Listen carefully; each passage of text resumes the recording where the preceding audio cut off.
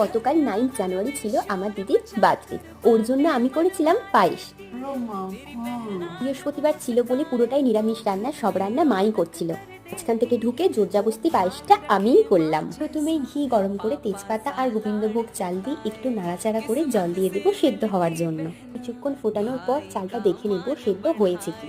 এবার চালটা সেদ্ধ হয়ে গেলে নলেন গুড়ের আমি একটা ডালা দিয়ে দেবো।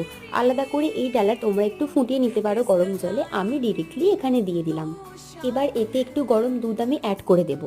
গরম দুধের মধ্যে এলাচ, কাজু, কিশমিশ দিয়ে নাড়তে থাকবো। নাড়তে নাড়তে তোমরা দেখবে পায়েসটা বেশ ঘন হয়ে যাবে, সাথে পায়েসের কালারটাও একদম বদলে যাবে। তোমরা গুড়ের জায়গায় চিনি বা মিষ্টির রস অ্যাড করতে পারো। বাড়িতে মিষ্টি জিনিসটা একদমই অ্যাভয়েড করা হয়, আমার বাপি মা দুজনেই সুগারের পেশেন্ট।